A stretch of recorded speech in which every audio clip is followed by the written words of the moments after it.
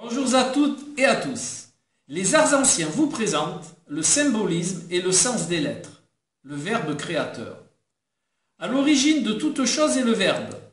Cette expression est issue des grands courants spirituaux, religieux et ésotériques.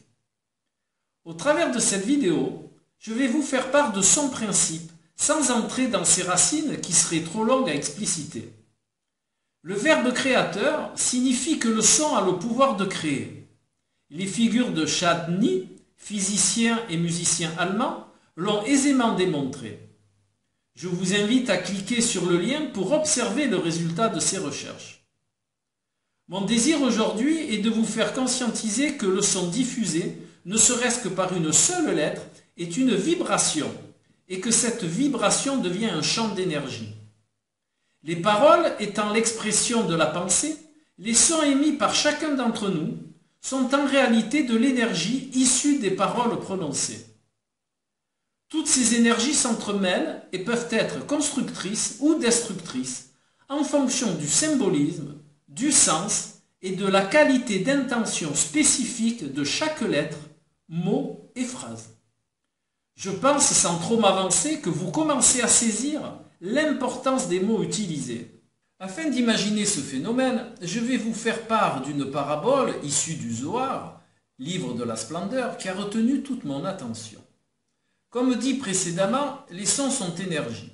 Imaginez cette énergie semblable à de la vapeur d'eau. Lorsqu'un mot inadapté est émis, la vapeur d'eau sera de mauvaise qualité. Cette même vapeur d'eau formera des nuages qui vont eux-mêmes amener de la pluie, et cette pluie sera de mauvaise qualité pour arroser les sols et les cultures. Les légumes, les fruits ou autres aliments qui finiront dans votre assiette seront à leur tour de mauvaise qualité. A l'inverse, la boucle sera vertueuse si le langage est adapté. La qualité énergétique du langage a un impact sur les interlocuteurs, qu'ils soient émetteurs ou récepteurs du message. Les arts anciens enseignent le symbolisme et le sens des mots afin que chacun puisse mieux se connaître par l'énergie des sons issus des mots employés. Devenez un créateur conscient et comprenez plus facilement les gens qui vous entourent et n'oubliez pas, à l'origine de toute chose est le verbe. Le domaine de la communication est complexe. Pourtant, le fait d'employer des mots avec une énergie positive facilitera grandement les échanges et évitera souvent des conflits ou des tensions.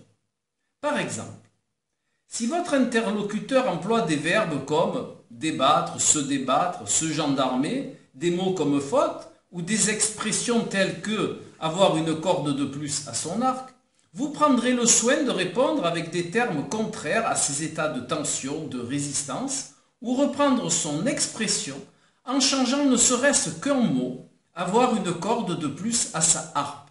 Le mot harpe est d'une énergie beaucoup plus positive. Vous parlerez d'erreur et non de faute, ou emploierez le verbe échanger plutôt que débattre. Votre communication, que vous soyez émetteur ou récepteur, en sera que plus aisée, adaptée à chacun, empreinte d'empathie et de bienveillance, même si vous avez une communication difficile à faire entendre.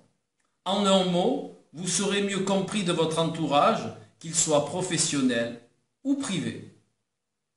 Riche de ces informations, je vous invite à les expérimenter et je vous retrouve tout bientôt pour une nouvelle vidéo sur le symbolisme et le sens des mots. Au revoir.